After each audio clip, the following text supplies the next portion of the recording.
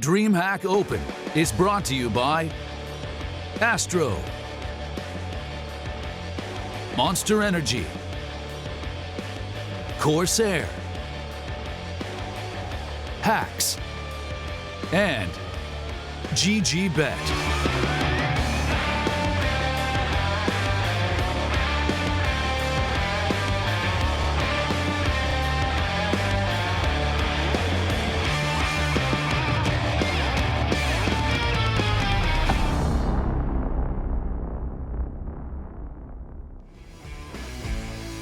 Did you know 2/3 of Sweden's land area is covered by forest? How about it's the 5th largest country in Europe in terms of area?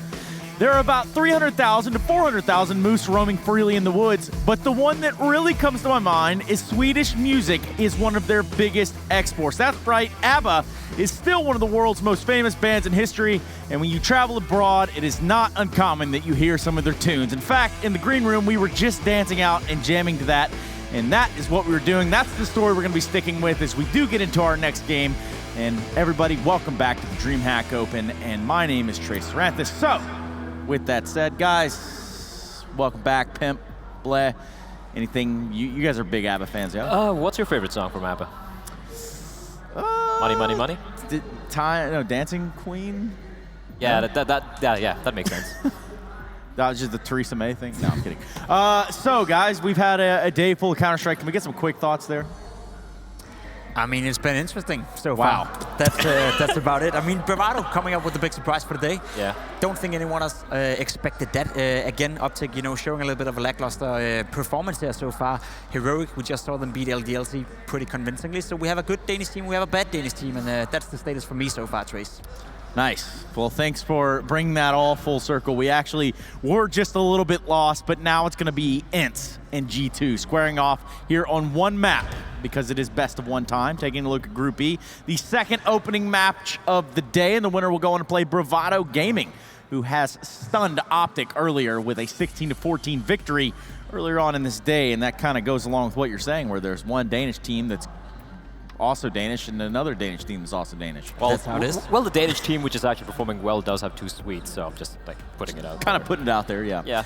But this bracket could, in fact, turn out a little bit differently than anyone who'd forecasted it, especially now that Bravado has won thus far, and then the winner of this will go on to play them. So let's start to talk a little bit about this matchup here. ENCE and G2. We have a fresh G2, 2 new players. Let's talk about this team. I'm looking forward to this particular matchup, Pimp. I think it is the one game where G2, this is the complete unknown quantity coming in here. Then we have ENCE, who are also a team I've been really looking forward to see. Like we were talking about this earlier as well in the green room about Jax and Lucky and everyone's hypothesizing right now, but we still haven't seen him play as a unit. What are we expecting here? I don't know. I'm honestly a little lost here.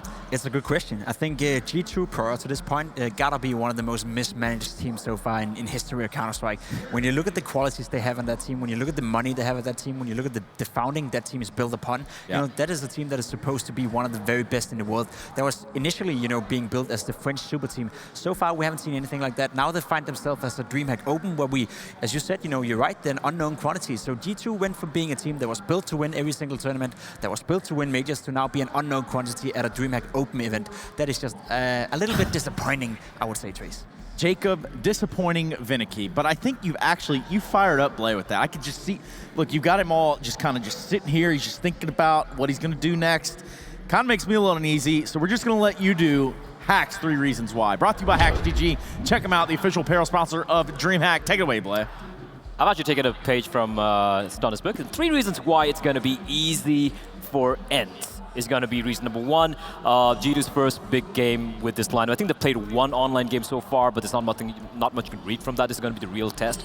And they're going off against the likes of Alu, the likes of Alexi B, the boys from ENCE. It's going to be a really tough game indeed, and you obviously would be looking, expecting ENCE to win this one. Reason number 2 would be the fact that ENCE have looked amazing lately. They won Star Ladder. They've had some very good results recently as well. They've looked pretty. They don't play that many leagues or tournaments, but from what we've seen of them, they've been looking very solid. Alu has been phenomenal. Apart from Sergey, of course, the young Finnish star. So ENCE have been looking great. And the third point here, G2 is a big question mark, right? They have not got a single top 4 placing the entire year, apart from the E-League major qualifier back in January. So it's the end of the year. They haven't got a top 4 placement for 11 months. And now they have 2 new players getting added, Jax and Lucky, who have looked pretty good in 3D Max, but it's a completely new entity, Trace. It's a big question mark. No one really knows how this one's going to play out. So you have to go with logic here, and ENCE are the logical team to win this. Wow, that also sounds like a prediction. A little bit soon. Maybe. But, you know, we'll get into that. Now you can't really backtrack. You know, you've kind of built yourself on this platform. I'm not a flip-flop, Trace. I like that. And, in fact, I do think it could be a big oof here for the side of G2, depending how these vetoes go, which is what we're going to go into next. Guys, best of ones, again, we've talked about how random they can be, how explosive that they could really be in terms of a topsy-turvy situation. But I guess where do we see this one ending up? If I had to guess the map, I'm not going to do that to you guys. Go ahead. I mean, again, G2 is an unknown quantity. We don't know exactly what to expect from the veto.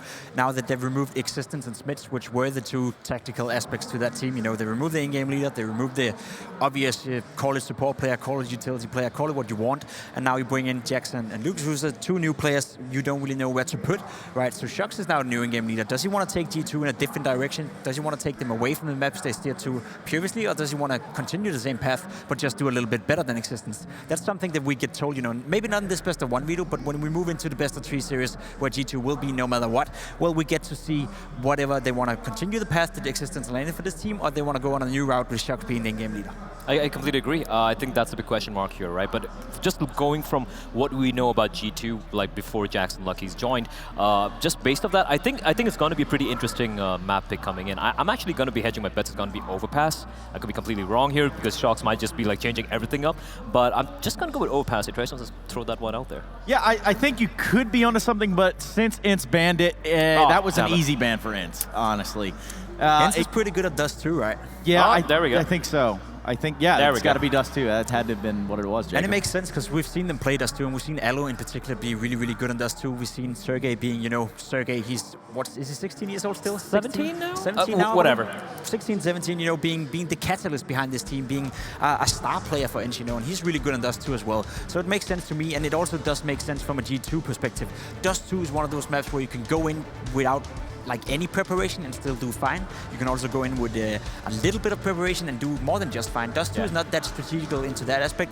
Obviously, if you want to master Dust 2 and if you want to be one of the best on Dust 2 in the world, which nobody is right now because it's such an open map, you got to put in more time to it. But Dust 2 makes sense from G2's perspective because it's a map that you can play without too much preparation, and we do know that these 2 players only got added a few days ago, so the preparation have definitely not been there for G2 going into this matchup. Well, ENCE will be the first team we talked about, the Star Series champions. In fact, I had the pleasure of interviewing some Finns there on stage. They showed all of their emotion in one go, and that was it. And there was a smile, and they were done, and they were back to business. They smiled. Just like we're seeing Bjergsen here on your stage right now, ready to get it going. He's actually ready to get these bans and picks in. I'm just kidding. Talk about ENCE, guys. That's the thing with ENCE, right? Like, I really enjoy watching them play, but at the same time, I feel like they struggle closing games out. I feel like they struggle when like everything's going for them. They kind of like choke. I wouldn't use the word choke, but it's kind of like it seems like it falls flat, which is kind of sad. But let's talk about Alu a little bit more. We talk about Sergey, we talk about Alex B and everyone. Alu has quietly been their best rated player the past 3 months. He's been just almost unplayable at times, right? But going to this particular matchup, it is Dust 2, like you mentioned, Pimp. It is a map which can definitely favor G2 because it's a much more open map. But at the same time, what I really enjoy watching from ENCE is the way, no matter what map it is, there's always a game plan in mind. They've been putting a lot of work just drilling in those defaults, drilling in some of the executes and whatnot. And Dust 2 is a map, like we said, like there's no great team, there's no perfect team on that, but that could be the edge that they have over G2, who's going to be playing a much more loser style here, let's be honest. Without a doubt. I mean, main on your screen right there, Sergey, he's going to be the catalyst together with Alo, as you mentioned out, between these ENCE guys to put those facts on the board and pressure the guys of like Shox and Lucky for that matter. I mean, when you look towards T2, you still face a Kineas, you still face a Shox, so the individual skill is definitely there. And on Dust 2, as you said, it's a much more open map, it's a much easier map where you can go in and just be that individual star. You see Shox sitting in the middle here as well, you know, he is the new designated in-game leader. I dare say once again for G2. He's tried it before and he's I wouldn't say he failed before, but he definitely went away from it for a reason, and now they're like trying one more time with Shox being the in-game leader. I find myself a little bit tired about having that conversation, because he was the in-game leader, then he's not. He's the in-game leader, then he's not. Then he's the in-game leader, and then he's not. Yeah. You know, you gotta choose your path as a player. You gotta figure out, do I want to be a dedicated in-game leader? Do I want to take this French scene and sort of like rejuice it and make it great again? Or do I just want to be the phenomenal player I am and be the phenomenal individual player Shox is, and be, you know, a benefactor for the French team in that way? I am tired of seeing him going back and forth between the roles. Make up your mind, put in the work ethic, and let's see where it leads you. No, I think the interesting aspect of it is that, yes, we know that mechanically Shox is a monster, right? We know that what he's capable of. Doesn't matter what year you've put him in, he has definitely been one of the front runners within the French scene that can come into a game and really sweep it and make it his own. And I guess also on the other side of that is we've seen instances where IGLs have been able to put themselves in advantageous situations and really capitalize on it and show off that individual skill, whereas some can't even, they can't do that. In fact, they kind of fall to the wayside, just specifically focusing on what to do and how to maneuver their teams.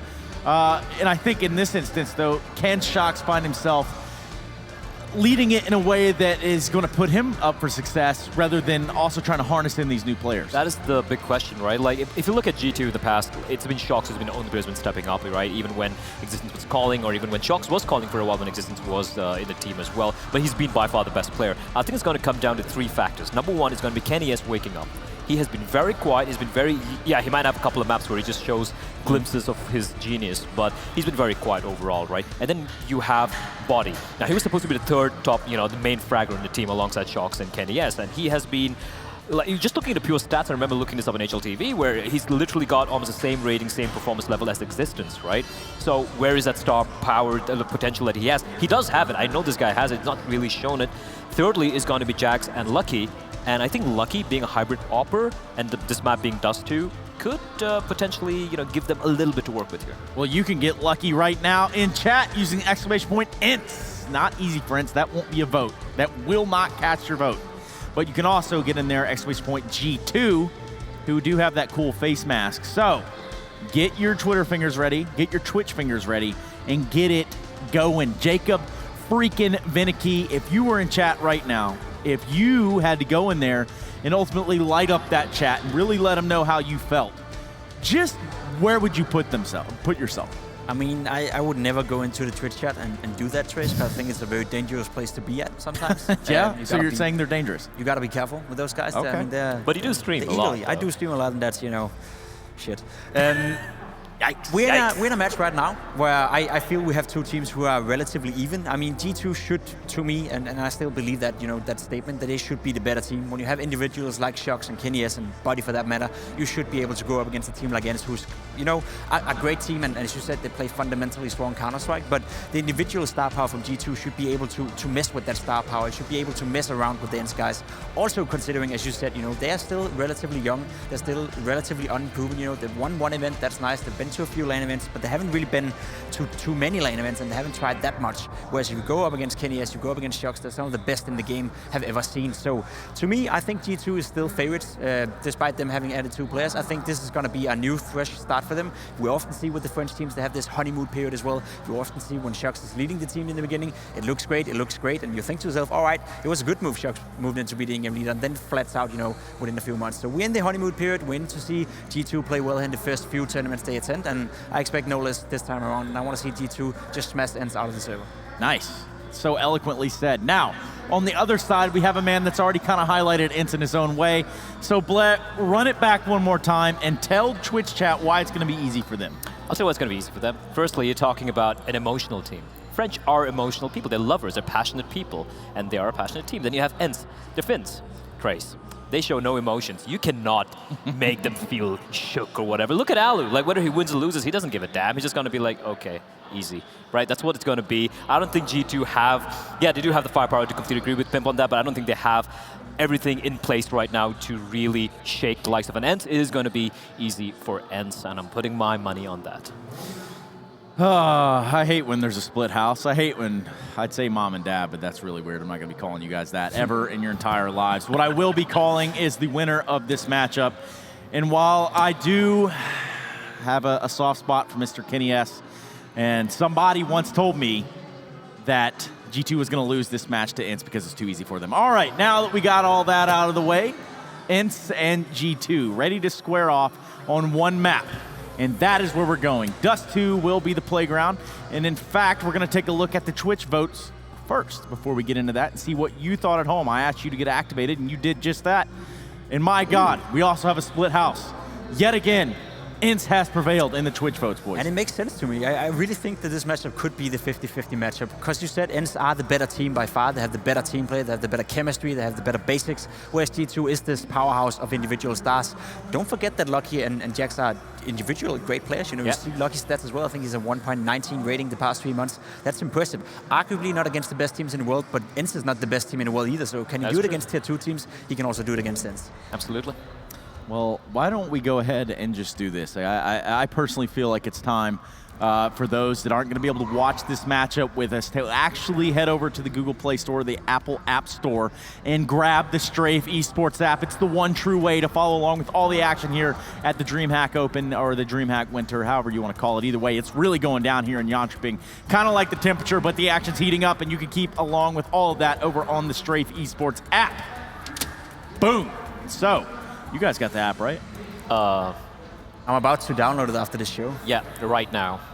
Well, right now would probably be a good time to start downloading it. In fact, if you are at home, if you have just kind of jumped on board, we're just getting ready to go. We do have just a couple more minutes, and by couple, I'm told 2. So, Trace, why don't you tell us why you have a soft spot for Kenny S? You know, we go way back. You know, I got to watch Kenny back on his in the early days of Counter-Strike when things were much different. So you're saying he's bad now? Or? No. What I'm saying is times change, and I guess having been around all these years, there are just, you know, select few people that have come close to my heart. What can I say? Fair enough, I'm just asking. In like the most hetero way possible, they've been, you know, close to my heart. So. Sure. All right. Anyway, what about you? You got something wrong with Kenny S? You have something wrong with the entire French scene, or is it just... Not at all. I think it's just one of the scenes that has managed to waste the most potential ever in Counter-Strike. So apart from that, I like them. I think they're great players. I think Shox is one of the greatest in the game ever. I just think it's sad that he can't make up his mind and apparently can't find a team where he can showcase that. Whatever it's something to do with him and his motivation, or just him being unlucky with the team and the teammates, don't know. We can only guess about that. I just think it's sad to see Kenny S and Shox being 2 of the most skilled individuals in Counter-Strike that the game has ever seen, not being able to finish top 4 for the entirety of 2018. I expect it to change this weekend. It has to change this weekend, and I want to see them in 2019 play well, because otherwise we're going to lose that French scene and we're going to lose that edge we had, unless Chivio from Vitality is going to come in here and just bang out everyone. Or LDLC is still there as well. I mean, with LDLC and then even with Vitality, I mean, there's still hope within the French scene. Let's just not say that it all goes away because G2 is falling down. They used to be the best in the world. Now they're not even, like, I wouldn't even call them a top 3 country anymore in Counter-Strike, which is kind of sad to say, honestly. That's true, though. Yeah, it's that times, Trace. It is sad times, but ZywOo, the young hope, a young shepherd boy from France. I'd say he's not even at the tournament, and we find ourselves talking about him. That's because he's that good. No, he was insane in Atlanta. In fact, the next 2 that I'm going to bring in are insane as well. We do have some commentators who probably have an opinion on this side, and it's going to be Scrondog, Lawn Dog. Hello, fellas. Welcome to Jönköping. Hello, Stunna. How do you feel about Pimp spitting fire today? I feel like he's putting a lot of people under the bus. Yeah, I think he's just kind of out for blood on his own, right? I appreciate it, though. Launders, what do you think about French CS? French CS, yeah. I remember when there was French CS. That was a good time. All right. What about you guys in terms of this matchup? And we do have some time here, so might as well get your predictions as well. Yeah, I think this is an interesting one. Again, of all the opening matchups here today, I think it is, you know, justifiably the biggest 50-50. Dust 2 throws it up into the air yet again. I think it is interesting that in the ESEA Mountain Dew League playoffs, we had Jackson Lucky's old team beating ENCE actually on Dust 2 like 16-3. And that's before you add in guys like Kenny S and Shox. So I really don't know where this one's going to go. I don't either. I think ENCE will win, personally, but I can see why someone would think it's close. I think it's going to be fun to watch G2. And Lucky and Jax, they've only played a couple of matches versus ENCE, or sorry, versus anyone actually, but it was Lucky who was maybe the standout player on all of G2 in the past 2 matches. So they weren't versus great teams. ENCE is going to be a much better opponent, but hopefully we'll see the 2 new players do well. Yeah, and only time will tell, which is exactly what you guys are going to have on your hands, because we're going to get out of here and leave it to you. Sounds good. Wanderers, we're back. Back in action with another DreamHack Open. Back in the beautiful Jönköping. I was anticipating snow, and I was quite disappointed. Yeah, I had last time I was here was for DreamHack Summer, and this place was covered in snow. Was it? Yeah. That was long. That was what, 2 years ago? 2 years ago. Yeah. Oh, time flies when you're having fun, which is what we'll be getting into just soon enough, folks. That is, of course, G2 and ENCE, the last opening matchup of the day. We're already 3 games in, Launders. It was a quick day. Do you know how good, or do you know anything about Jax and Lucky? Have you watched them play? I haven't. I know that Lucky is more of a hybrid player, right? So I think it's very interesting to see that he could maybe throw in a potential op with this team behind KennyS. I mean, there was a time when we had, like the KennyS and Shocks double op when they wanted to use that, but I do think that Lucky might open up some opportunities for them, some strategies and whatnot. And again, like you said, he's been really good as of late with the online games that they've played so far. Not versus the biggest of competitions in that WESG qualifier. So played, I'm not putting weight behind it. They played OK Suck. Yeah, was one of the teams they played. I think Lucky got 90 plus ADR, and then Diffuse Kids was the other team. So not exactly heavy hitters. No, D2 diffusing both those situations in 2-0 series wins. So, but it's really good that G2 will take a chance on new talent, because well, they took a chance on Body, and Body's had middling performances for most of his career, but he did survive the crazy roster change that happened that initially split up G2. Right, like when they made those big roster moves, they decided to keep Body over top of, say, a player like RPK. That was always kind of, in my mind, the shifting piece. Do you keep Body or RPK? And to take a young player like him, obviously they see his potential. Scream was like, Body? Okay. Wanderers, let's get into it. It is Dust 2. It is G2 Esports on the CT side. And it is already ENCE in the tunnels. They've got that bomb set up towards Long, and Body's going to get curious here. Could find himself the opening kill as he peers over the lip of the ledge, hunting for the headshot, but nothing to be found as of yet. They want that long control, it seems. Pretty standard stuff. Simple peek from KennyS, and again, they're just crack spotting for information. KennyS going to get caught falling back, but at least gets one very awkward spot for him. Body to take position inside of the bomb site. Good pop flash comes over, but then he's blind in the follow-up, and still no additional kills. A slight bit of damage, but Body's dropped. Alexi finds him, and Shocks is up close here. Do it. He's thinking about it, but opts not to go for the Hail Mary because Jax is on the rotation. He's already up from Catwalk with his teammate just behind him, and they've managed to find a rather swift kill. This keeps it even keel at 3v3. Bomb ticked 1/3 of the way, and the Glock fires off from Aerial. Cannot find anything, but it's Alu traded 1-for-1.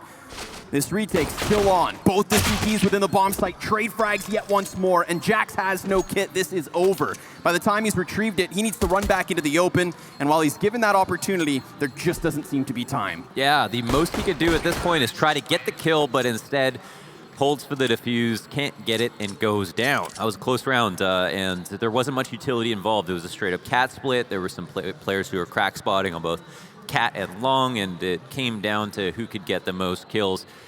And today that was ENCE. So a good pistol for them. It's going to be an explosive D2. I am so excited to watch this map. I think a lot of people had low hopes for D2 in the map pool coming back into it, but we've had some of the best matches that we've ever seen on this map in the past few months. So I think it'll be pretty exciting. An eco round here for ENCE. A scout is bought for Sergey. I have the temptation to try to say it without making it an extra syllable. All right, that's fair. Serge. Just cut it all down. Yeah. Cut it all down, like the Mac-10 should. Remember, these are unarmored opponents, and yet Lucky, staying true to his name, survives that spray down first and foremost. Edges out ENCE in the opening kill and finds a 5v4. But where from here do ENCE decide to go? They've still got that lurker in the tons. They've constantly been watching Long as well with Sergey on the scout, but it's another pistol kill from G2, and things are heating up here. Cat was the easy rotation. If they had mid-control, they could work their way up Cat, and the rotations from CT spawn were not going to be favorable, but because there's 2 opening kills for the USPs, it makes things a little bit more trying. The Ts want to try to even up first, and now they've done that, so they can start to make a move. Now the bodies start to line right up. This Aerial creating space. Still, he's been damaged, so there's that consistent threat of a potential lurk, and it never comes in.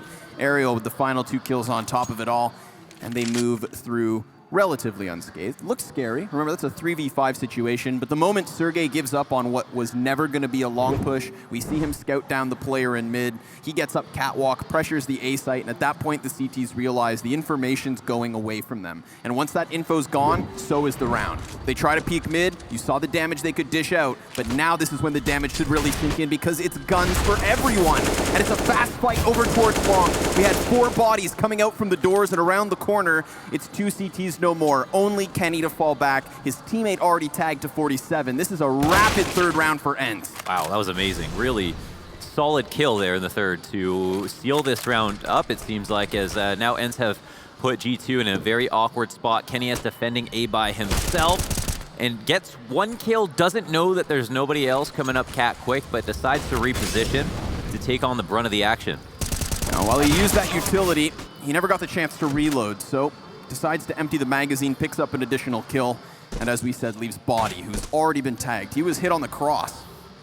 I think my favorite part of that round was when X7 jumped out long backwards through the door, so he risked getting spammed or opt as he came out, but because he took the risk of coming out backwards, he didn't get blinded, and then there was a player from G2 who tried to lead from a flash doing the exact same thing coming around the corner, and X7 was there ready and prepared.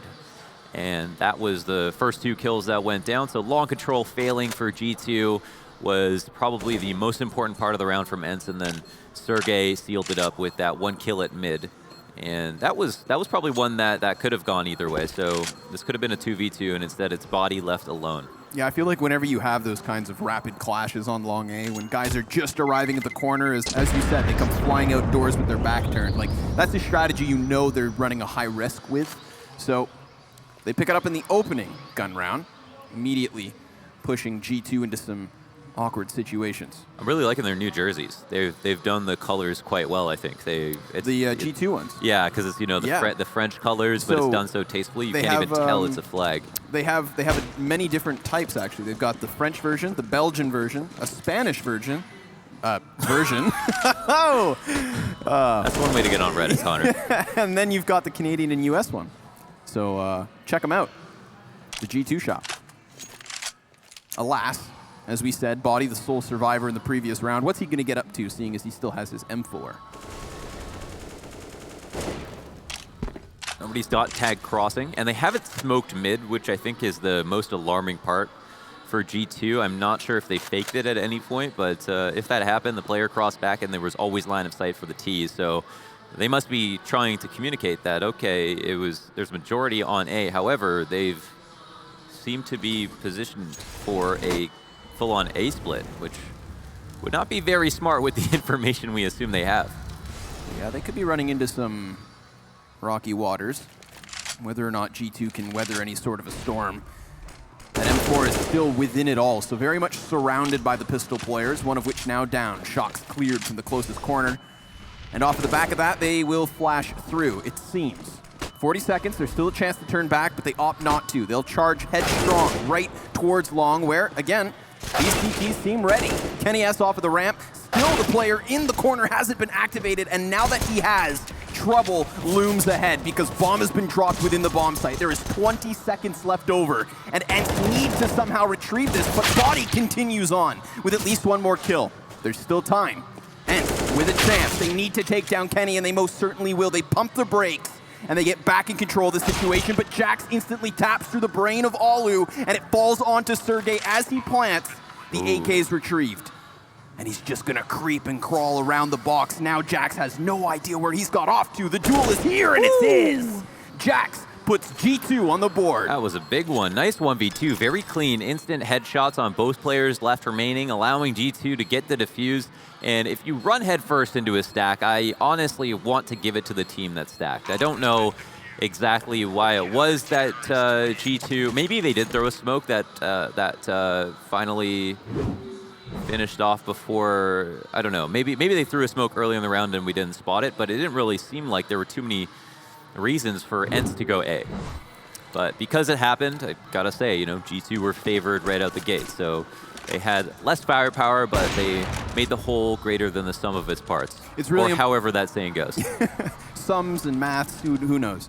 But I think it's really key that Kenny S is able to grab the attention away, right? You need, with Shox going down, no kill. The second pistol player, no kill. Like, somebody had to help out Body in that situation. He can't gun them all down.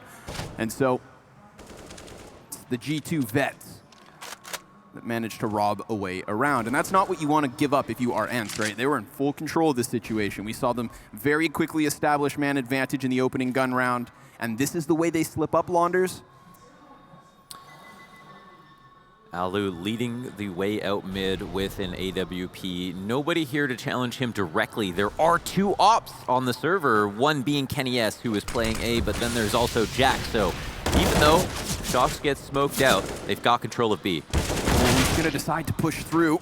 Down he goes, still a 2-player setup within the bomb site, and Body comes in from beneath, but then it's traded, and Lucky up close with the op manages to get himself into the tunnels. Sure, he's given up the plant to ENCE, but they maintain a man advantage, and there's decent utility for a retake if they decide to do it, but it's tough. 2 ops to retake B. That is not a favorable position by any means. The number one thing is that it slows you down so much, and as we can see, Kenny S trying to make up for that, knife out, running towards the window. Sergey just looks away. He still has Alexi as well turning back, but look, they have all their attention turned. There's a little bit of ambiguity here, not quite sure where to stay honed in, but Sergey clears the windowsill, and with Lucky on 19 health, you'd think he walks away with this. He doesn't have a kit currently on him. There's no time at this point. It is over, and yet he is still out in the open. That is going to be a costly play for G2.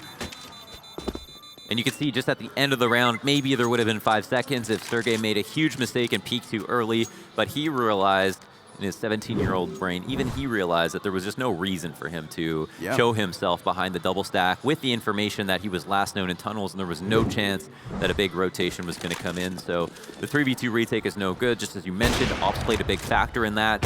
And so a solid round from ENCE overall to get into B relatively cleanly. Then they at first had some trouble. I loved ENCE's setup, and I think that Lucky played the tunnel well when it came to the split, where he played close up and relied on his teammate to shut down B window and the door. Unfortunately, I think there was just the issue of pushing through a mid smoke and then dying. You know, that's something that can count against you. If you're G2, Shox couldn't get away with his kill. That could have been very critical. Maybe could have shot another player in the back if he got away with that first frag. But we don't exist in that reality. We don't know exactly why that went south. And now ENCE are on kind of a mixed buy where they have half armor, they have some decent pistols, and then they've also got this AWP and UMP to support. An AWPer floating around the B-bomb site, thinking about coming towards mid. The pressure on from Catwalk now. Got a couple grenades thrown out, and Body's going to get curious. With his smoke just pluming in the face of ENCE, well, this is going to allow for him to reposition close. We know that that 5-7 can rip flesh from bone. Pop flash as well for Body. He's going to opt to push right through, and he can't manage to pick up the kill. But he did make this hectic situation, and the hecticness continues because there's 25 seconds left, and we've seen ENCE in a similar situation. But Body's not here with that M4. Shox has been already shot in the side, and therefore the site is clear for the taking. Seems like ENCE have weathered the storm. And at first, G2 hadn't lost either of those 2 guns. So it was just the pistol players. But now that Lucky's been found, it is only that AWPer that remains. Yeah, with only 20-something seconds left, you're pushing it to its limits in terms of like how many outs you have to win the round. You've got to get the kill instantly on the site, but you could see the disappointment and frustration in Shox's player cam when he couldn't get that 1 dig on whoever was crossing. They lose the AWP here just at the end of the round, which is an important closing note. But for Shox, I just want to comment on the fact that I think he wanted to show face, pop up behind the box, but not die here. And I don't think it was actually that important to him that he got a kill. Because once you're down to 15, 10 seconds and there are players out in the open on Cat, they get kind of nervous. And at a certain point, they have to hold W instead of scraping to the side, which is a much easier shot to hit. Now hard like that shot on the cross here from Alu. But of all the rounds for it to happen, playing with USPs, this is when you want him to connect. No. Not too big of a loss, and still Body racks up a kill. I'd like to take this chance to just to inform you, Launders, our panel of experts were spewing fake news. Is that right? According to the Wikipedia page, Sergey is still 16 years old. Can you believe he was born in 2002? Think about that. He was born after. There are people born in the 2000s. I'm a Y2K survivor. You're telling me this guy just came in after Y2K, didn't even have to survive the whole ordeal? Nope. Just walks right in. Easy day in the office. So far.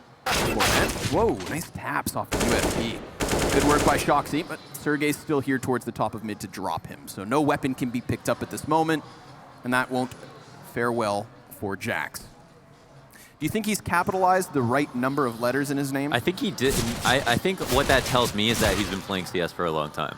Okay, that's fair. Because I think it's the kind of the ugly capitalization of letters, but everybody back then had the ugly capitalization of letters. I was no better. One of my names was capital S, lowercase I, capital C, lowercase c. What'd that spell? Just sick. Oh, just sick. Oh, all right.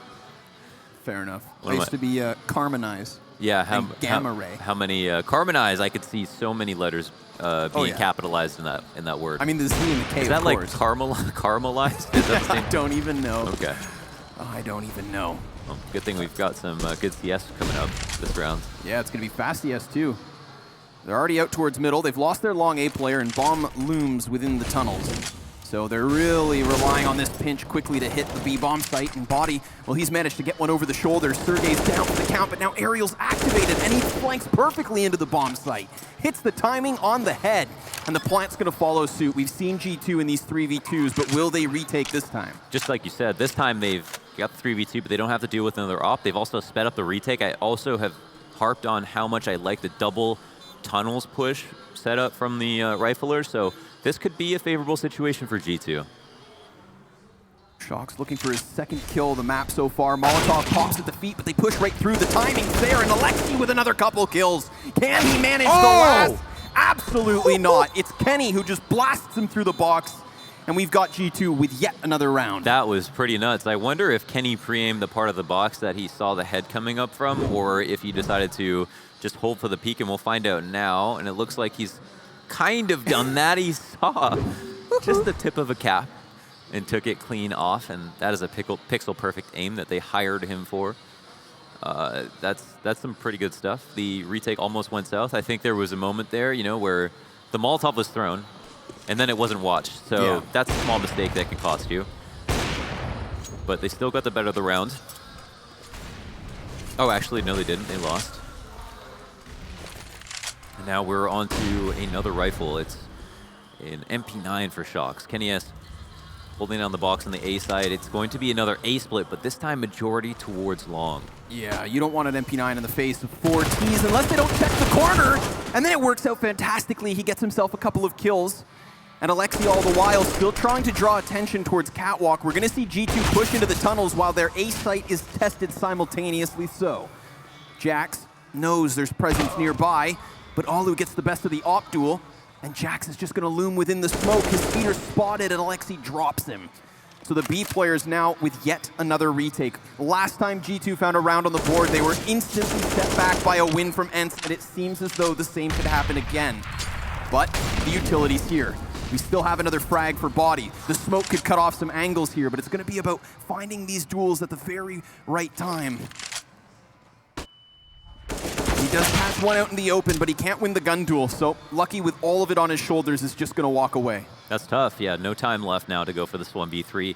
The setup wasn't amazing for ENCE. There was something that could have just, you know, pulled the string out of the ball of yarn and had that all fall apart, but they couldn't get that kill on Cat. Lucky threw a good couple of nades, the Molotov to zone them out of the default plant spot, and then the flashbang to catch a player before he went to fence because he was looking to take an engagement first. Ate the flash completely, and Lucky seemed to have peeked but didn't shoot for some reason. We don't know why that is, but that maybe could have changed things up. So unfortunately for G2, they failed another round. It was a simple Cat and A split in general from ENCE, but this time we saw a focus on long, which is something that they haven't done before. It's been Cat most of the time. A couple of rapid rounds, though, don't you think, from ENCE? Very fast, yeah. They're turning the pace up quite heavily for sure. And I quite like that. I think that they saw an opportunity where G2 have just been pressed for money, so even though they've been winning, they haven't been able to have all the utility they want. And sometimes going quickly is the perfect response. Yeah, well, G2 not going to shy away from this type of aggression. They throw 2 of their members up towards Catwalk. They're able to cut down the numbers, not to mention the health. Poor Sergey. 13 HP left for him, but so much time on the clock that ENCE can just settle back into a slower pace and try to win out on a couple duels. You know, even out that man advantage, find an opening, and try to slip this bomb in somewhere. Yeah, so this is when I think the CD setup is the strongest, where you can just play 2-2 sites, and you don't have to worry about mid, which is always so stressful as a CT, and instead just wait for them to pick a choke point and then try to continually get that 2-on-1 advantage. So as for ENCE, they'll be giving up some map control, but they understand that this is part of the strategy for G2. It should be worrying for them more than anything else. On the plus side, they've got a lot of utility to work with, so we can see those double cross smokes come out, but a G2 will happily sit on the site and not beg for rotations until, you know, worst comes to worst. However, G2 don't have the best guns ever. The most important advantage, I think, is that Sergey is also low on HP. Yeah, the two worst weapons, the CZ and MP9, are the ones that defend this A site, exactly where now ENCE are going to hit. The frag grenade's a perfect prediction, but Jack's not going to take too much damage, and there's a gap for him to work, but Aerial finds him from behind. Sure, Alu clears it, but with 8 seconds left over, ENCE is going to try to just push this and deny the plant. Can he get it? No, but he is right on top of it as his teammate gets the last kill, so it's an easy, easy retake. They just swarm. But considering ENCE had so little time, considering, you know, the man disadvantage straight out the gate, I think they still picked up those pieces relatively nicely. Definitely did. And again, 4v3, they don't have much to do besides hold on to their spots, make sure they're in a position where a teammate can trade or they can get 1 kill for free. The plant goes down, fortunately for ENCE, unfortunately for G2, but that's kind of the best case scenario for ENCE if you look at like how clean the setup was for G2. So gotta like how they played that. Now we're going to have another rifle round. This time it's ENCE who have the utility disadvantage. They're moving out quite quickly. It seemed like if the kill happened, they would have gone directly into a B hit. So there only would have been 1 Molotov and 1 player to run through. But in this situation, they change it up into a lower default, which is the most common one. And Shox now has a few opponents around a corner. Oh. Damage comes out from Lucky.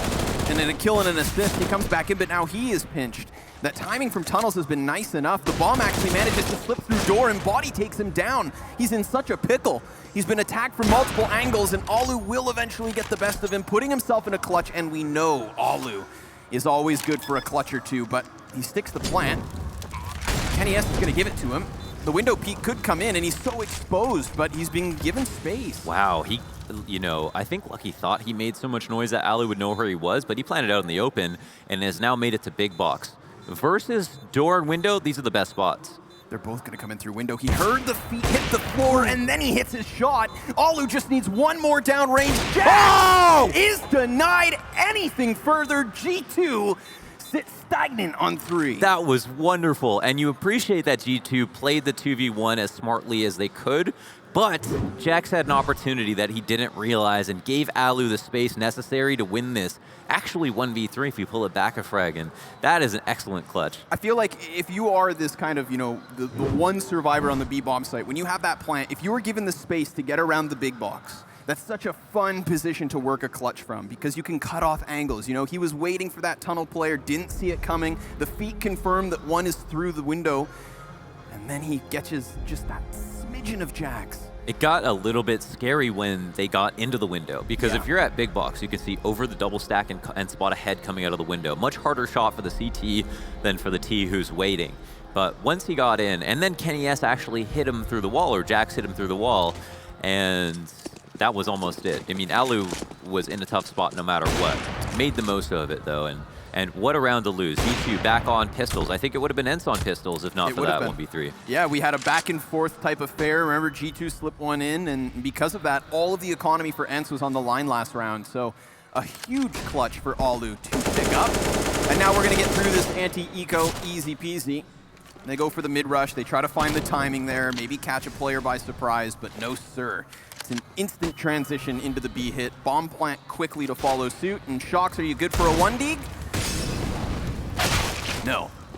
Alu's got a Glock. Yeah, and as depressing as it is to have to play on pistols after losing a round like you just lost, You've still got to get some economic damage in. You don't want ENCE at this point especially to run away with their economy, and it looks like that might happen. So see the narrative building up of ENCE being able to take this map and make it look convincing. I think for many people, they were unsure. I'm sure there's a lot of French fans out there watching G2 play their first official match versus a really good team and wondering how well they're going to play. And we do see ways in which that we can understand how Jackson Lucky were picked up, but I think more will be expected of them in this match before we jump to any conclusions. And now, again, it's pistols, so, man, a 1v3 1v3 worth 3 for Alu. I think that, you know, one of the things I'm going to try to bring up here is just the fact that we've got Shock sitting at the bottom of the scoreboard, 5 kills currently, and he's not the only one, right? So G2 have just been outclassed as of far, but I think this kind of plays into what Pimp was discussing on the desk, where it's like we've seen Shock's transition from in-game leader to not over and over, and when he talks about giving up the leadership, he cites the fact that his individual performance falls off, and he doesn't like that. He thinks he's capable of more, and we know he is. But first game on LAN with this roster, and that is where it all went wrong for Shox when he first started having the call, and you know, his performance dropped off. But I really think, and you know, this is coming from me, who's a big fan of Shox, as you know, who's my favorite player at one point for sure. But I feel like he gets really reckless when his stats when he's not giving good performances, and you know, ends up peaking too much, playing a little bit more aggressively than he should. And maybe that's just because he understands like how good of a player he is. Right. But I think you've always got to think more about your team if you're not playing well. And I feel like he lost a bit of that at some point down the line. Just a little bogged down in the molasses here on Dust 2, but ENCE clearly capable. Okay, why not? Couple of headshots off the P250, 15 seconds left. Aerial just has to charge forward with his Galil. He's spotted and tagged up, and he's got himself the kills. ENCE just can't seem to do enough. That's a tough pill to swallow. He tried to peek as quickly as he could. As soon as the shot went off, he popped up out of the box, and it was understood where he was, but he still maybe could have gotten that kill. I believe Alexi was already tagged. Or not, sorry, Alexi got instant headshotted. But a good attempt. The economic damage is worth something. It's a consolation prize at the end of the day, but I think they're making up for lost ground on that previous round, so at least there's only one player alive for ENCE on this double eco situation for G2, and they're going to take a pause because it feels like when it rains it pours at the moment for G2. They're having some luck, but then they're also getting crushed in close situations and then losing very unfavorable situations and then coming close to being able to win a round they shouldn't, but then not closing it out. So the individual factor for ENCE is heightened, as well as the team play, and the stars are really aligning for them. So now we're back on the rifle. Second last round of the half, round 14. And what do G2 want to do? They've got long control this time.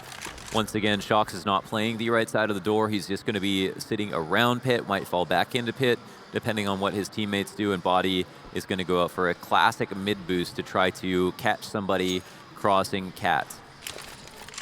The old totem. A site completely open. Luckily for G2, ENCE not too curious about it just yet. They're more so honed in on mid, which plays directly into the hand of this setup. Now, it's something where you are so exposed.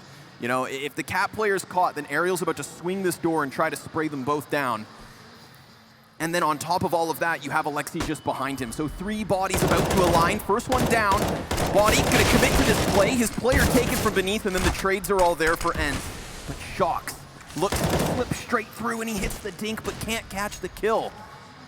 The bomb continues on right into the scope of Kenny, and that's a second player for ENCE now significantly tagged. But you could say the same for G2, although bomb's now thrown out into the open, and it all falls on Alu yet again, but this time with even less health.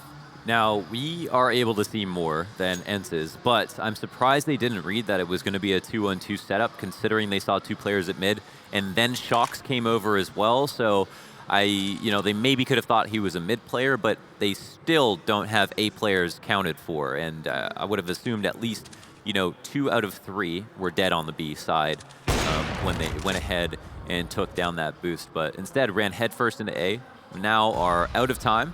Alu can take his op and hide it, as G2 will come away with a round. This is their last chance. to get a consecutive round win in this entire map, because all 4 have been individual.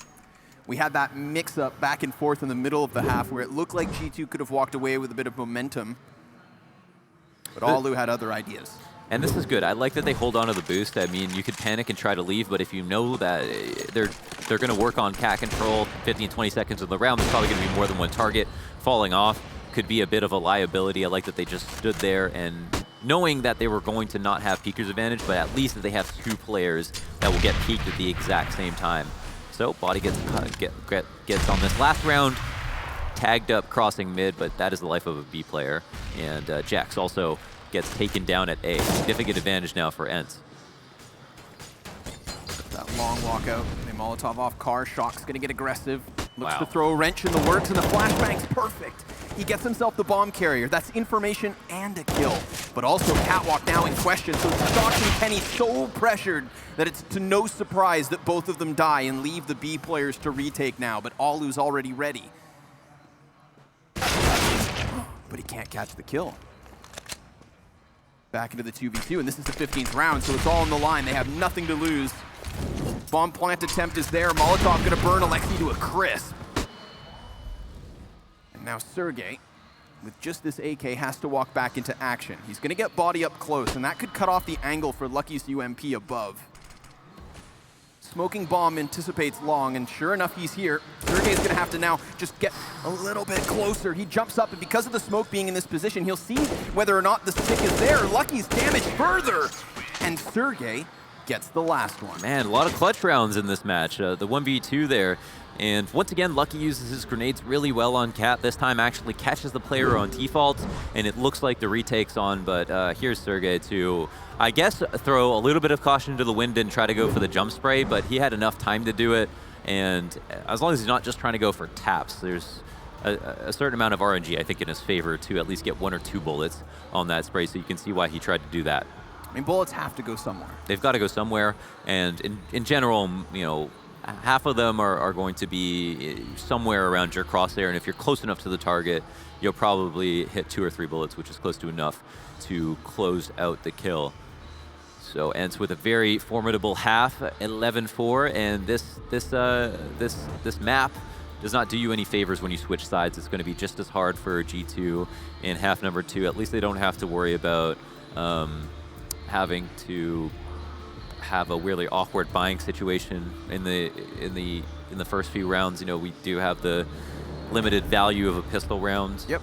In this one of these most recent updates that make sure we get into the next half more quickly. So daunting halves like these are not the end of the world, but that is not the biggest problem for G2. It's more so that ENCE are firing on all cylinders when it comes to how explosive they are, how in tune they are with each other, and then also how strong they are individually, everybody hitting shots.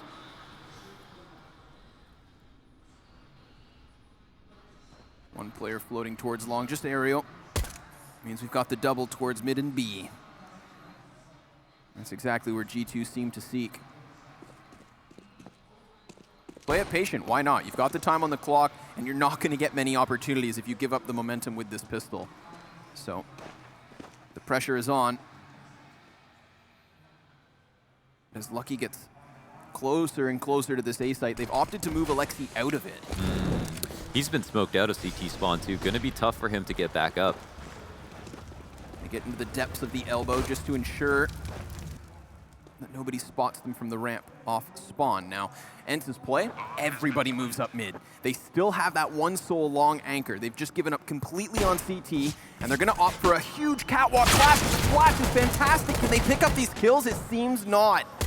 Jackson Body just putting in work, clear up the near entirety of that cat push. It's only Alexi and not for much longer. It's G2 with a pistol. The flash was great. It was just that the one player who played anti-flash also got a kill right away, which made it a lot more difficult for the CTs to move up. But yeah, there was no utility there for the T side, so it was important that Jax got the opening frag on X7, and if it could have been a 5v4 in the CT's favor there, then maybe all of Cat gets run over, and instead that doesn't happen, and now ENCE are on pistols with a 6-round lead, running up mid this time into the hands of Body and Kenny S. That should be an easy cleanup. You can see Kenny anticipating it, and Shock's called back from long. So Goodbye, ENCE. They tried their hand at the rapid mid-push. They got some substantial damage, +1 kill. But you just move along into the gun rounds. Let's go. Buy up right here into an AWP for Alu. On the side of G2, Shox has only got a MAC-10. They might be using him to lead a rush potentially. I'm not sure if he is the man running towards B tunnels. Kenny S and Co are going out long. Alexi throws a Molotov. It's a kind of late, and Lucky actually wins the duel before burning alive, so it's going to be a sour moment there for Alexi B, as he could have gotten the kill and got away clean. Long control is now at G2's, and the bomb is in limbo here at spawn, looking down mid. Could be showing presence, but that wouldn't tell the CTs much. They don't know what the plans are for body. Tunnels has also been held onto, so there's not going to be a surprise with an upper push. Jax has been prudent and standing here early on in the round. 3 players now moving over towards upper tunnels with long, and this is what you need to do. They make it difficult to retake long, so they can't get info here. They don't know how many people are here, and Alu gets smoked out, but does spot Kenny. However, Kenny getting the kill means they don't have info once again, and X7 gets traded out in B. Definitely didn't anticipate that second player. Went for the reload in the open. Sergey with a chance to line them up, and Ariel will win his duel towards mid, so a single shot will drop Jax. And then you just have to worry about body, the bomb planter, who's going to be second point of contact. If Ariel's prepared for this closer corner, then the retake most certainly on. Doesn't currently have a kit and doesn't expect it. It is Jax up close to seal the deal. Very nice round from G2. Loved how they played that, kept it quite simple. Trades went in their favor. It seems there's a bit of a T-luck in this map so far, and when they had Kenny S just try to sell the fake simply at long, yeah, Alu did make the right play and took a small risk to try to seek out information on long, but from there got punished, and in taking a risk, that's what can happen sometimes. And then, you know, G2 going B was a smart move. You gotta like that they used their long control to pull off a fake, and they could have kept it simple and still gone long, and they would have had an advantage there as well. But trading out X7 might have been the better play. ENCE now back on pistols. And there are a few players here on Cat, but there's also a couple waiting for a push. Could be a bit of a conundrum. The kills are there to take, however. Body even whipping back and trying to get his third. Alu still has the element of surprise and Alexi over the shoulder, but the question is, did G2 even explore Catwalk? Because they could immediately head towards B. It looks like they might, and you know, you'd think they'd go B, but I guess because they saw 2 people push, they thought, oh, maybe this is all of the players who were going to be stacking A, and instead, that's not the case. A couple of clean dinks at the end of the round for Alexi, but that's all he'll get. No kills for him. G2 come away with a clean round, and suddenly this game is much closer than it seemed like it was going to get. Be a beast, the T side of Dust 2 at times. And I wouldn't have been surprised at all to see G2 come back into this game on the offense. Look at this, no cross. It's so delayed, and if there was a B spawn there, they could have absolutely abused that. Ooh. But instead, they'll abuse the long A play. Ariel and Alexi with a couple of kills, and that's bomb thrown out in the open. This is a bit of a blunder. There's still a chance for Lucky to just extend out and slink back, but he can't get his paws on it. And that opportunity now gone because ENCE have moved further forward. They are in full control of the situation. They have the bomb. It's going to be tough to get back. They've already thrown a whole utility set to try to take it once. And now that they don't have it, it's more than a mission to try to recover. I think you'd be hard-pressed to say that G2 have many ways to win this round now. 3 CTs on the right side of the map, and 2 even in B just in case things go sour. So G2 have found the correct avenue of interest to get as much free map control as possible, but it's Alu here from Markelov in a favorable spot to get 1 kill and fall off easily. Now, of course, the call is made. G2 have found that opening, ENCE aware of it, and still Alu seeks to contain it. However, loses the op duel on his second chance at a kill. They could still pinch this long control at the exact same time and find a bit of footing, but the question is, how does Kenny get past Sergey? You just have to leap himself over the cross. In fact, the shot goes astray. Ugh, and now he can't even cross safely, knowing that the op is back off cycle. That activates Jax to try to make a heroic play, but he will get immediately taken out, leaving Kenny alone with 10 seconds and mind full of despair. Just hopes to hold on to his own AWP. Does have an avenue of exit, just walks out towards mid. There's the potential that Sergey doubles back, but seems as though he's safe. A 12th round for ENCE now. I really like the late long retake from the CTs. I think it's so much more clean than trying to go head first into the situation. As the flashes are cascading over long, sometimes you see teams jump out, try to shut down all of the T's in the door, but instead letting them get to blue box, giving them the air of comfortability that you might want to just kind of to allow them to have like a sense of comfort. Or this is a very hard sentence. I think I'm making this harder than it needs to be. But just allowing them to be comfortable when they get out long. And then throwing the flash afterwards. It's a much more clean experience. There's not so much spam damage back and forth. It's not people running through fire and then someone gets caught with a half flash and then a team flash comes out and then someone burns like we saw in the previous round. Instead, you just create a honeypot out by the blue bin and then have CT swing out. And suddenly you're taking long control again. But it's a round where it was called, oh, nobody's crossed the pit. Nobody's actually fighting right now. Everyone feels safe for a second. You give them that hope, and then you take it away. You just ensnare them. False sense of confidence. Not going to be a part of the equation this time around. Seems like Alu gets adventurous towards Catwalk. Remember, there's a secondary op here for ENCE. Sergey has his towards mid doors, so they're hoping that the G2 players do walk forward towards mid, because then they'll find themselves in the crosshairs of the oppers.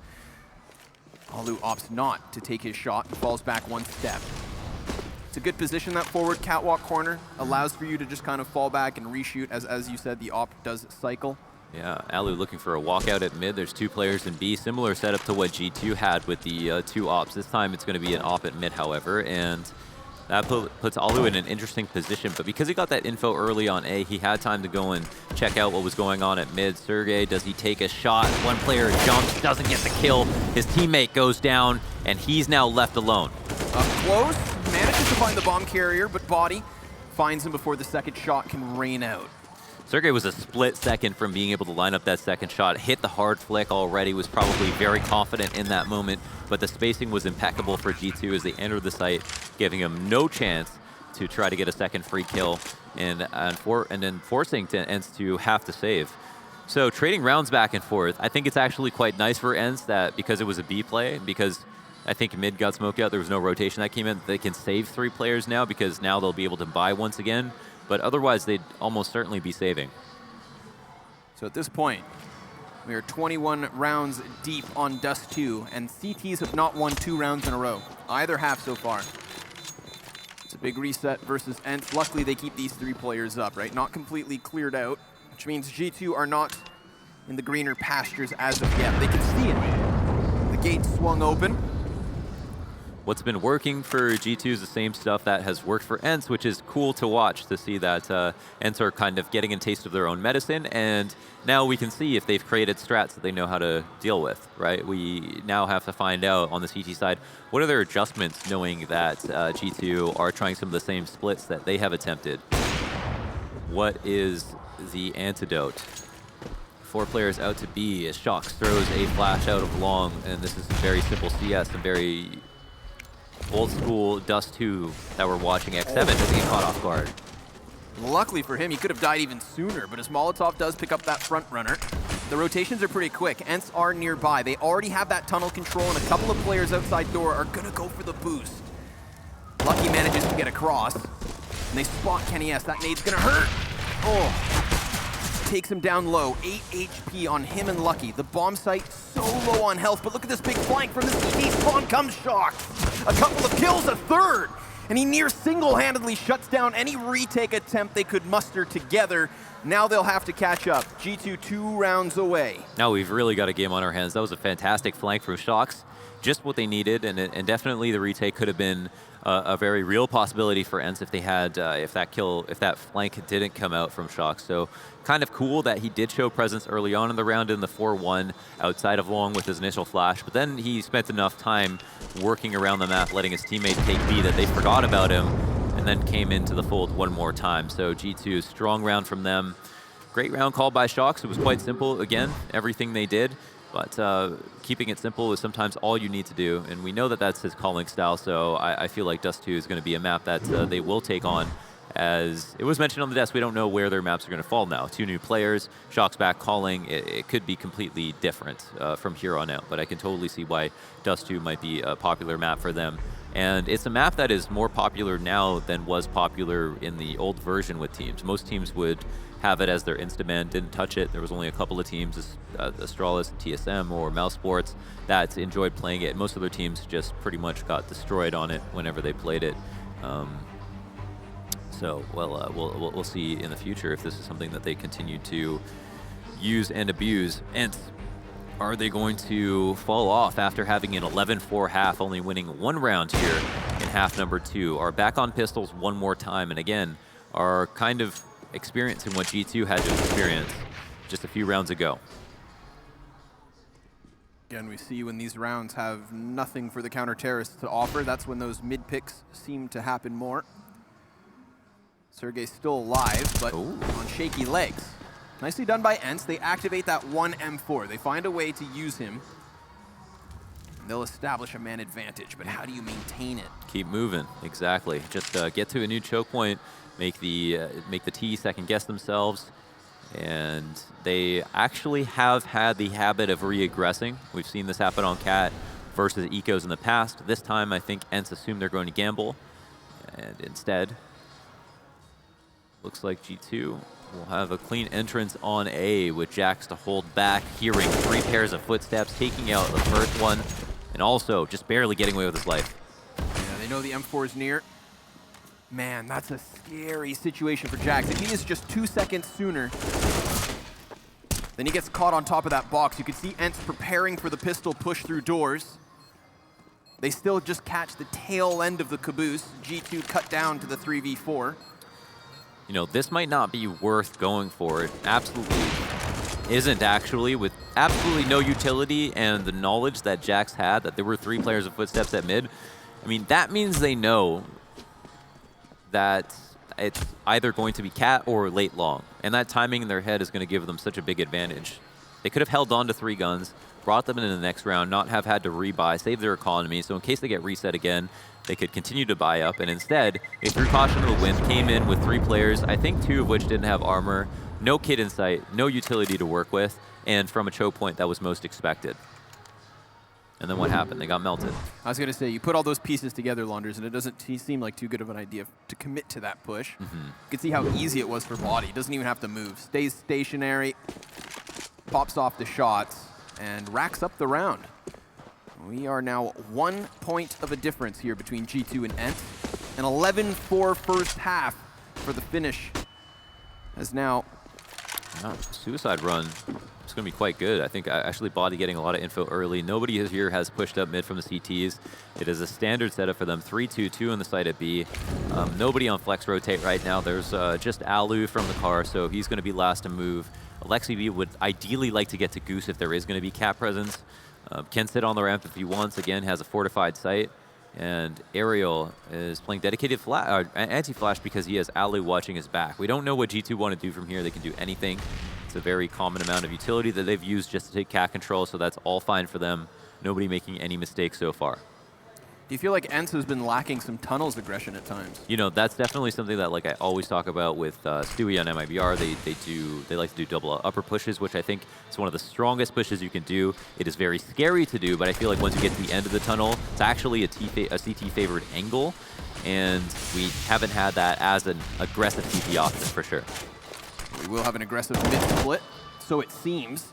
Body actually doubles back into safety. Alu going to be pressured off of the long corner. And Alexi, while he does pick up that 1 single kill, Body's still a problem, but he too cleared from his corner, and Alu plays it smart. He's not going to force these fights within the bomb site. His teammates have a 5v3 advantage established. But how do you get this retake rolling? You know that Kenny S is looming around with his op. He's been fantastic for G2 so far, and he does catch X7 first and foremost. There is no catwalk play in position for ENCE. It is off of long and CT spawn that this has to actually happen. But ramp completely exposed. Lucky's gonna catch one, but it's Sergey and Alexi to blindside it, and now Jax is cleared on the peak. It's the retake that happens for ENCE, and a 13th round is theirs. Really well done. Alexi, 4 kills here. A super good retake from him. Good sight hold in general, good awareness to catch the player standing behind the double stack in mid.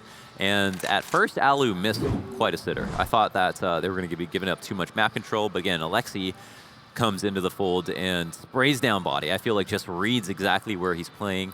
And even after that, those 2 kills come out, Kenny S with the impeccable movement jumps up on the box after clearing long, takes a small risk peering into CT, gets rewarded, and then makes the retake less viable. And the thing is, too, that he peeks up and catches what he may have thought was the first player to try and creep and crawl from spawn. Little does he realize Alexi's already just 5 footsteps closer, but look at this quick play from G2. It's cut down, at least by 1. Alu has connected into the head of body, but he misses the follow-up shot, and now he's Molotov'd off. The chance to hold cross is still his. Teammates by his side, and they all decide to just move out towards mid. Another tough situation, much harder than last round. They've also got the op, which again, you know, in the 5v5 is a weapon you want to have, but in this situation, not so much. And now they've got to factor in their economy into their decisions. They've got to figure out, do they want to try to go for this retake, or do they want to obtain grain and hold on to these guns with some money left over next round? And it seems like they're going to go for the latter option, which makes so much sense. But it's going to be nice for G2 to know that they can just get this for free. Obtain grain. Does that get bread? Are you? Oh my God. We're learning. You must obtain grain. That clicked with me, Launders. A eureka moment. And another one for G2. Still, like a broken record, I'll repeat myself. No consecutive rounds for CTs. It's been the problem for both these teams. It's not going to make their position any easier, but at least with those 3 survivors, they can replenish on the bye. It comes in relatively weak, seeing as a 5-7 for Alexi is not where he'd like to be. But it seems as though that's where G2 will go. This is the tough part. Even though they've got all these rounds, they've shown so many of their strats. They're going back to basics, into B, through the fire, taking a kill out. And now is the hold going to be good for once? Oh, Sergey with a couple missed shots, but the 5-7's here. He throws himself into the fray, and then Sergey then connects them. So under pressure, with no teammate by his side, he kind of allows G2 a little footing. Then the rotates arrive, and he's right back on point. Good pickups from Sergey. I think G2 have created enough, have conditioned ENCE enough that they're allowed to get away with one of these rounds, or at least try to throw them in. But we're also seeing rounds like these, which are a little bit more risky, probably have a lower EV than most other kinds of setups, come in because they've kind of exhausted their playbook. They've done all kinds of cat splits. We've seen an innovative one where they threw the CT smoke for mid to B and then used that to drop off of cat from. They've done long control, they've done fast long control, they've done late long control, they've done 5 cat, you know, and so there's not many other options. There's not many other ways for them to show more plays. And again, that's going to be the problem for G2 in general right now. Is this is the first map that they played versus a really good team, so that you can assume that their D2 might be good, but it might not be 15 rounds good on the T side. So is this the moment where ENCE finally just lock them out? They get an important round, but can they break the streak that you've been harping on? Can they actually get the 2 in a row? 27th round would be one hell of a time to do it. Got that additional damage to Sergey. Double op setup for ENCE. 3 AWPs in this equation because Kenny is equipped. And he's on the forefront as the front runner of this cat control. So Alexi and Spawn are, yeah, okay, I was gonna say, is he floating out in elbow? But no, he's below. Radar playing tricks. And that makes sense because all they're doing is welcoming them into the scope of Alu. It's not the first time he's had this Markov position. Very strong for an Opper to just sit there, but what it does is creates this opening towards mid. There's no Op peering down catwalk. They're not quite sure if or how many of G2's members are in position, and the answer is 4. They have that one solo lower tunnel lurk. Yeah, with a 2-on-2, ENCE called right out the gate that it's most likely going to be a B split. That's not the case. Aldo's going to get his chance. He finds Body off the front, then misses his second shot. So he has still the safety of the corner, but he has allowed them entry. The bomb is in. And the retake's on. Already they have this close proximity. They're coming up from CT spawn. All the while they've held on to long, but it's cat and mid that belongs to G2. And he now knows that one player's elbow as well. So the AK tries to pepper off on the box, tries to elicit the peek from Lucky. You know he's feeling the heat in this position, but so are the bomb carriers because now that Molotov is directly on point and Kenny has nailed another. It's down to just Sergey. The follow-up shots from Kenny S have kept G2 in this one, and again ENCE falls short. 8 HP the difference here. They'll save one gun. But it's only going to take one more round to tie things up. Wow, that was unbelievable. That was a really nice shot. What are we looking at, 26 or 28 kills for Kenny S? That is a pretty strong stat line for him. He is actually up to, it looks like scoreboard's not quite updated. I'm sure I saw on the screen at least 26. Yeah, 25, 25 one there. round below, that'd be 28. There we go, okay. Is it? Yes, sir. Quick math. Pretty nutty stuff. It couldn't have come as you had actually used that as at a more opportune moment. It would have been, you know, the round that ENCE could have broken the streak of not winning 2 in a row. They have enough money here to buy. They've got 2 ops, so it makes up for the fact that they've got players who don't have great guns. However, now that they're down a man, now they only have a 5.7. They've got a FAMAS as their only rifle on the map. ENCE, what can they do here? We haven't seen any aggressive options besides some presence on Cat, and they've gone back to that comfort zone. They have now cleared out the top mid. They're going to be worried about the top right side. Aerial, does he clear this? No, he's fine taking a risk here, knowing that there probably isn't anybody waiting in their default. Does he expect long control to occur, and then is it his play to try to late flank? If he does do this, he could lock this round up for ENCE in the 5v4. Oh, the timing could be his for the taking. But look at this, they've actually gone out. Minimal investment, and Aerial has gotten worried. He got cold feet, decided to peek early, and now the smokes will come out. G2, strong opportunity to strike. And this is a horrifying prospect for ENCE as well. I mean, they full invested into this round. We are looking at a G2 that could just soar forward with a 16-14 win. But there is still an op in position.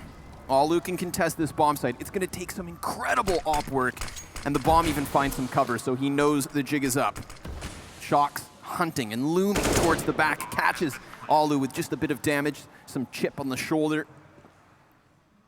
Wants to deny anything. If you can get these last 2 weapons out of the hands of ENCE, then you know they fall flat in the following round. Quick, swift headshot versus Alu. X7. Oh, he's gotten his paws on the op, and he just tries to retreat. They will hold on for dear life here, Launders. Yeah. Could be an important shot, and it's not hit. Great strafe to fall back, and he's low on HP, but it looks like that's all he'll get. Out of the round, both ops down, and ENCE at 14-14. This is not looking good for them if we look at this half now. We're seeing that G2 are certainly favored in the next 2. And do they even have money? It seems like they might have invested a little bit too much last round. I'm not sure exactly how much they've got left over, and it looks like no, it's just USPs. They're going to throw it all in the basket on round 30. G2 so heavily favored. Can't believe we're witnessing this comeback.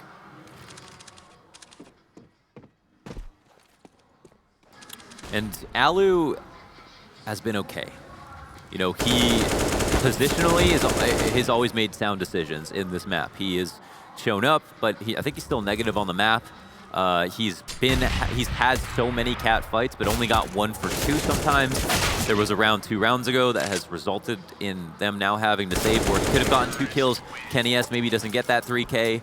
Maybe he just stops them there, but instead misses the second shot. Could have been a critical one. It's something that you forget after the round is over, but could have definitely had massive impact. And they weren't exactly difficult shots. So not his best performance today. Definitely a reason I think that they're falling a bit short here on CT side, among other things. Oh no, the auto sniper's out. All the money invested and thrown out. They've splurged. Ooh. And it's the last bullet that connects, the only shot that connects, in fact, as we see. Oh no, okay, I thought he swapped it. There we go, he has. Settle down, body. It's business time. Is this the last round of the game, Connor? I can't help but feel like it is. I mean, at least, here's the thing. CTs didn't win last round, which means they can win this one. Obviously not the best of buys. Alu softened up, utility lackluster, but like you said, it just seemed to fall flat after the swapping of the sides. So I can't help but feel like G2, they've dug their teeth into this. Sergey gonna feel a lot of pressure on mid, more spam damage coming out to the favor of G2. And if at any moment G2 transition into a straight 5-man tunnels hit or they try to split it through mid, then you know all this pressure falls onto the shoulder of X7. And do you want to really try and work a B-site retake on Dust 2 in the 30th round with low utility and low HP? Ariel almost just emulates on that cap push. Alexi, he's here to trade straight away. Sergey only gets himself one, and they've spotted the bomb. They know what's up. And they know that time is not playing into the favor of G2. 25 seconds. They still have the anchor in X7. He will buy his time and hope that they arrive without clearing all the corners. If he can nail these kills, this will be big, but bomb's already been thrown out into the open. Launders, this is overtime unless ENCE give up everything. G2 will have one desperate chance back up this ramp. Shox has to go huge, and he's got it! Lucky over the shoulder, closes out this map with a 16-14 win for G2. Oh my god, he had the call to action. He had to come to the door. Shox put in the effort, but with 3 players in CT, you would think there was no chance for them to be able to get out of overtime, and they did it. They closed out in 30. What a performance from G2. A fantastic comeback to kick off what might be the careers of Jax and Lucky. That's got to be a nice feeling. When you come back from that lopsided half, you get on T side, you get back into control of the situation. You kept it clear, and you never allowed those counter-terrorists to rack anything up. So solid stuff here from G2. They make the comeback happen. They strike ENCE down in their opening matchup. And where does that leave us, Launders? That leaves us with now the winners BO1s. 2 more maps coming at you guys today, but damn. If Shox wasn't close mid, they get nothing. They get nothing, yeah. They get nothing. And with the bomb out there, it had to come down to kills. Oh, folks, we are done here for the moment. We're going to hand this one back over to Alabama's finest to talk you through this map. Thanks, man. I actually didn't expect that one. I appreciate it. By the hair on Shox's chinny chin chin, G2 stay alive here and win that one 16-14. ENCE wasn't so easy for them, but definitely put up a good fight. And the Finns aren't finished.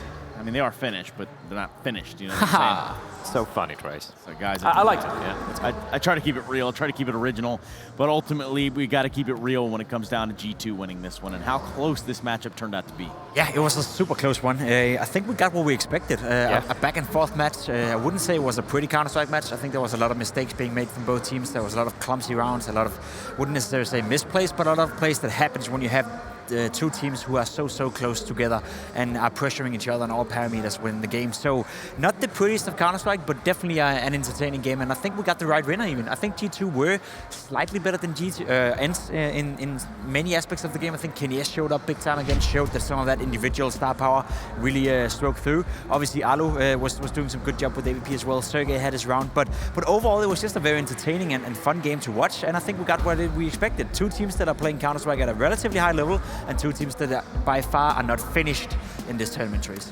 Nice one.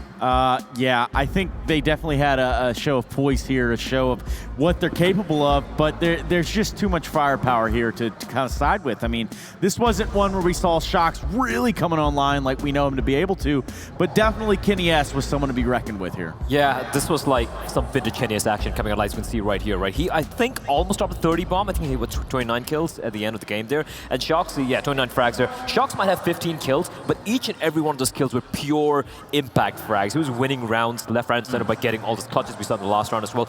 Body came alive, and Lucky and Jax in the last few rounds, they really came into their own as well. But this was pretty much a Kenny S story. He kept them in the game. I'll be honest, I'm a little disappointed with ENCE because it was 11-4 half. But bear in mind, even though it was 11-4 half, there were so many clutches that went the way of Alu and Gang, right? Exactly. I think there were like 7 or 8 clutches which went either way. Some rounds are very close here and there. So all things considered, yeah, it was a very close affair, and it showed in the scoreline as well. Well, 100 even. That would be the ADR of the gentleman that we're going to be speaking to next. The interview that we have lined up with Kenny S. That's Hello. right, sir. Congratulations. Thanks. You know, I'm just going to ask you, were you just a little bit scared there when things started to get a little bit closer? Actually, our city side has been really weak lately, just two. So we're not expecting to be led like that, but we're expecting to have a tough side. We are really confident on our T side, and yeah, I mean there was no reason to be stressed about anything. We managed to come back. We are really calm and believe that we actually could come back, and we did. All right, quick question for you would be, like we were talking about this on the desk before the game as well, was, you know, with Jax and Lucky coming in, are you guys, you know, continuing what you were doing earlier, you know, in your previous lineup with whatever, when it comes to the map pool, for example, the way you play, or have you switched it around completely to accommodate these two new players? Or like, is it a new, you know, fresh start, so to speak, or are you guys just, you know, trying to fix small things here and there right now? Well, regarding a map pool, it's going to be secret. You will see during the tournament, hopefully. Otherwise, the new addition of those two players have been really great for us. We basically changed many things. We actually adapt to them more than they adapt to us. Okay. They have a different view of the game. They are really hard workers, so it pushes us to work even harder, which is a great thing for me, for every player in the team. They also brought freshness and yeah, a new perspective of the game. And I think the feeling is among the 5 players is really great so far. Personally speaking, Kenny, I think it's safe to say that G2 and you in particular as well haven't had the best year so far in 2018. What are you actively doing to get back to the level that we know you from? We know you can be the best AVP player in the world. What are you doing as an individual to get back on that level right now? Many things actually. As I said, Jax and Lucky has brought freshness and also the anger. So we basically much more angry than we used to be. Things have been super motivating for us. I mean the old G2 players.